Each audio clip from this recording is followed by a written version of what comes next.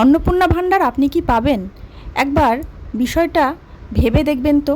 বুধবার দিন মাননীয় মুখ্যমন্ত্রী মহাশয় যে ফর্মটা বার করেছেন 12 পাতার, তার মধ্যে কি কি ডিটেলস দিতে হচ্ছে একবার আপনারা চেক করে দেখবেন তো।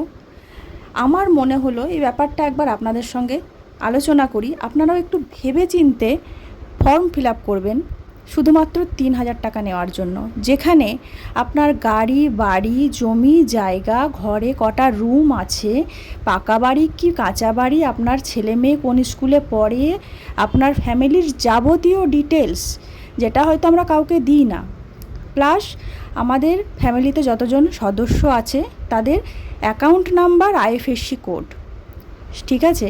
এত কিছু আরও তো ডিটেলস আছেই, সেগুলো তো নয় বাদই দিলাম। যেইগুলো নিতান্তই আমাদের সিক্রেট বিষয় থাকে সেগুলো আমাদের দিতে হবে। তারপরেও আপনি যে অন্নপূর্ণা ভাণ্ডারটা পাবেন সেটার কিন্তু গ্যারেন্টি নেই, কারণ প্রত্যেক দিন নিত্য নতুন আপডেট দিতে আছে, এটা চাই ওটা চাই, এটা হলে হবে না, ওটা হলে পাবে না। তো আমার মাথায় এই কোশ্চেনগুলো আসলো অন্নপূর্ণা ভাণ্ডারের 12 পাতার ফর্ম দেখে, যে 3,000 টাকা পাওয়ার জন্য এত তথ্য দেওয়া কি উচিত? প্রথম কথা। দ্বিতীয় কথা, যদি বা আপনি দিয়ে দিলেন, এবার দেখা গেল আপনি পেলেন না, তাহলে সেই সমস্ত জিনিস কিন্তু সরকারের কাছে থেকে গেল।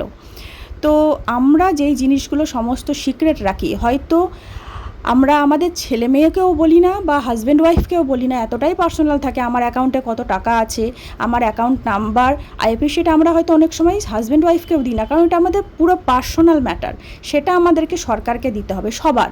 ঠিক আছে, যে লক্ষ্মী ভাণ্ডার নিচ্ছে তারটা দিলাম, মানা গেল, এটা ভ্যালিড, কিন্তু সবার কেন আইএফএসসি দেব?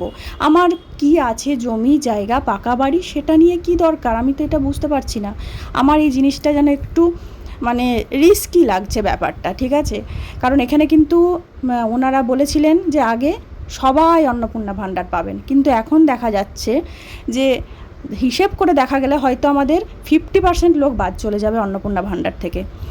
তো এই জিনিসটা আমাকে খুব ভাবাচ্ছে ব্যাপারটা। আমি কিন্তু কারোর এগেনস্টে বা ফেভারে কোনো কথা বলছি না, আমি কোনো পার্টি পলিটিক্স করি না।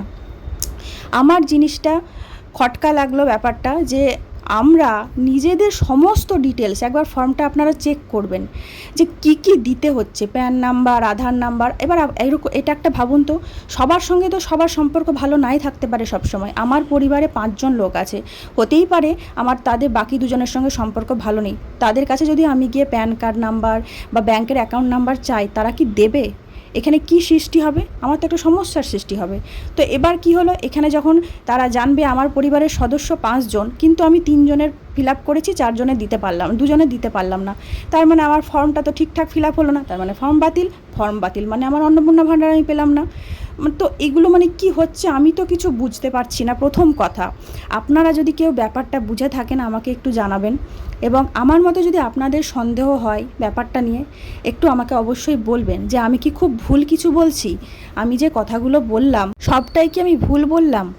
আমাদের মাত্র 3,000 টাকা পাওয়ার জন্য এত কিছু ডিটেলস দেওয়ার কি কোনো দরকার আছে?